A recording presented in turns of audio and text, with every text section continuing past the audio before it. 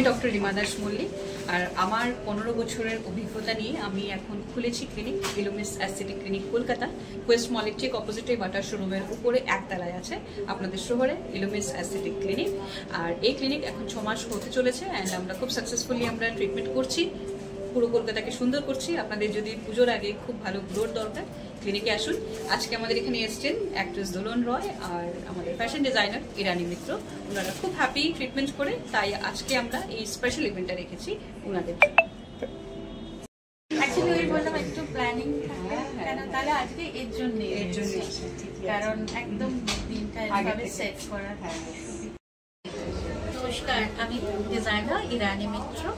আজ এসেছি কোথায়? ইলুমিস অ্যাস্থেটিক ক্লিনিক কলকাতায়। আমি এই ক্লিনিকের ফাউন্ডার আর আজকে ওয়েলকাম করছি ইরানি দিকে। থ্যাংক ইউ সো মাচ ইরানি।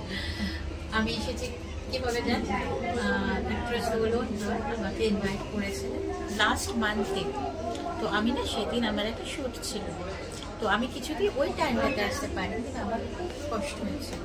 আমার এরকম হয় না, তাই জন্য আমি বলেছি এই নেক্সট টাইম ও যখন আসবো, ও রেগুলার কলকাতায় থাকে না, এই ক্লিনিকটাতে অ্যাপয়েন্টমেন্ট নিয়ে আসতে হয়। তো ও যখন কলকাতায় এসছে তার আগে আমাদের প্ল্যান হয়ে গেছে, তো আমরা আজকে আসবো, এসছি। তো ওই জন্য এক্ষুনি এসে পড়বে।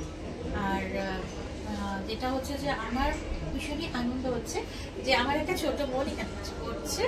আমরা সবাই মিলে একসাথে পাশে থাকতে চাই, আর যাতে ঈশ্বর ব্লেসিংস দেয়। ওর গুয়াহাটিতে ক্লিনিক আছে, আর দিল্লিতে আছে, আরো অনেক জায়গায় আছে, কিন্তু এবার কলকাতায় চেষ্টা করছি বেবি ক্লিনিক নানা রকমের স্কিন হেয়ার ট্রিটমেন্ট করার জন্য। তো আমার থেকে তো বেশি ভালো। ধন্যবাদ, তুমি এসছো, ওটাই আমার জন্য অনেক বেশি শুভেচ্ছা রইল। Thank you so much. আশা করছি ভবিষ্যতে অনেক কাজ আমরা একসাথে। আর একটা বলি, আজকে আমি একা আসিনি, কারণ হচ্ছে আমাকে যখন ইনভাইট করেছে আমি জিজ্ঞেস করলাম মানে কি একা আসতে বলি না, তুমি তোমার টিম নিয়ে মানে আরো গেস্ট আনতে পারো। তো আমি আমার যত brand model, makeup artist, photographer সবাইকে ইনভিটেশন দিয়েছি আমার সাথে জয়েন করতে। এদিকে ফর রোস্ট।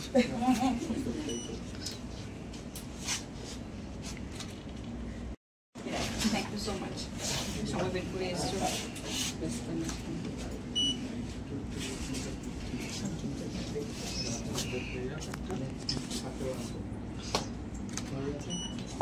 ম্যাম একটু এদিকে।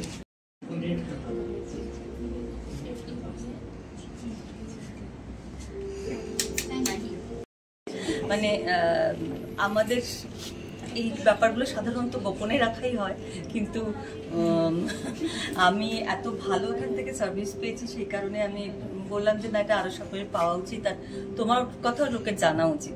সেই কারণেই আমি সবার সামনে এটা বলতে চাইছি।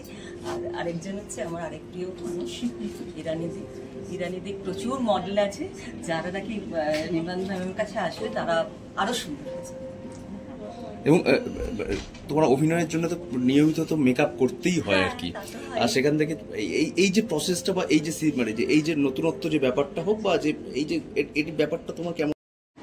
আর আমাদের মানে ট্রিটমেন্ট হয়নি এখনো, বাট একটা টেস্ট হয়েছে, তো অনেকটা প্রবলেম বেরিয়েছে, তো সেটা আমি জানতে পারলাম এখানে এসে। আর আমার রিমাদির সাথে আমি ট্রিটমেন্ট নেব।